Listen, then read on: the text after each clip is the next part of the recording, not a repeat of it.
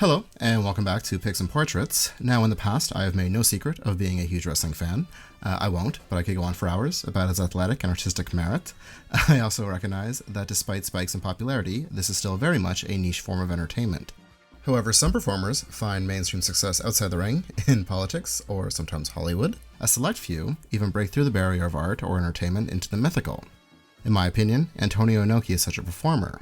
Today, we're going to be looking at some of his achievements, as well as some more obscure clips and events from his life, so even if you have zero interest in wrestling, trust me, there should be something here you find interesting.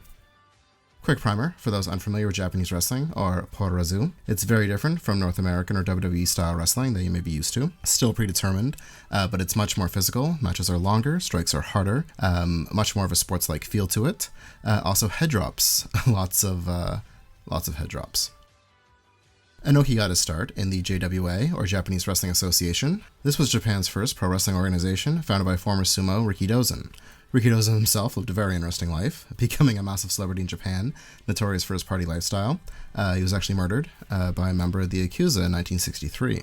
Before that, though, he trained both Inoki and the company's other top star, Shohei Giant Baba. These two would more or less define Porazu over the next 3 decades.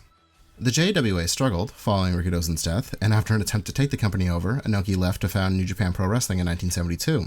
New Japan has experienced a surge of popularity over the past few years, garnering a reputation as some of the best wrestling on the planet. While Inoki has not been actively involved with the company since around 2005, he certainly established a legacy that continues today. He put New Japan, and actual Japan, the nation, on his shoulders and toured the world, setting out to prove his style of wrestling superior. Wrestling was more segmented back then, and companies or territories would exchange and frequently rotate their talent. This ensured things were fresh and no one ever got overexposed. Inoki wrestled many iconic performers during his travels. I'm sure even those who have never watched a single wrestling match are familiar with. People like Hulk Hogan or Andre the Giant. While he had wrestled there before, Inoki would be introduced to mainstream audiences, at least in America, through his feud with Muhammad Ali. This was part of a series of matches Inoki performed against different styles of martial arts to prove wrestling supremacy. At the time, Ali was arguably the most popular fighter in the world. In 1975, he put out a challenge to any fighter of Asian descent, saying he would give them $1 million if they could beat him.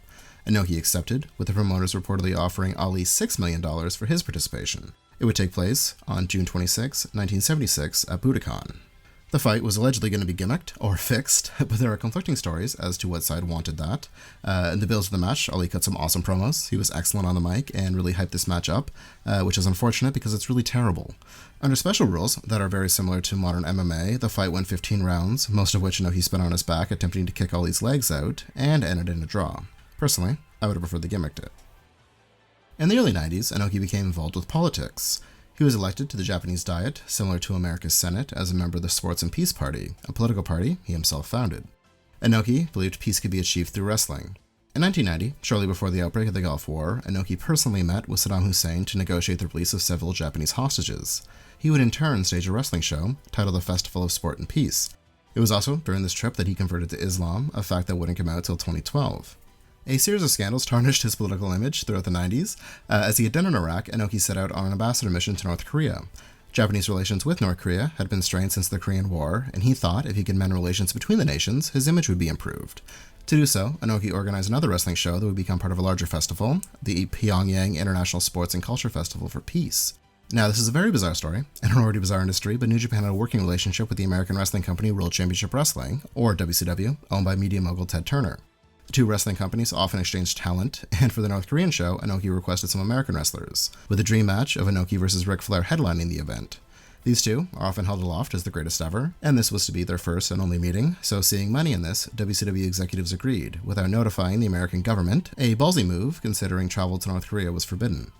All the foreign talent, including Inoki rival turned friend Muhammad Ali, had their passports taken from them, which I'm sure was absolutely terrifying, yet videos of the American wrestlers show them as appreciative. In between the matches, there were these great segments featuring Flair and Ali touring around North Korean landmarks, as well as footage from the festival praising North Korea.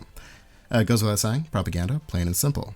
The event was sold as wrestling diplomacy. It would take place over 2 nights, and you can't tell due to the poor production, but this event actually drew over 340,000 over the 2 nights, and Inoki Flair performed in front of 190,000, which is a record, though most in attendance were forced to go. I can't imagine the weirdness of being so sheltered and isolated, and one day you're called to this. There is limited media in North Korea, and what is available is state-sponsored, and then all of a sudden wrestling. WCW would repackage the event as Collision in Korea, which was later sold on official pay-per-view, though it has never been released to the public again. I will link it in the description. It's available here on YouTube.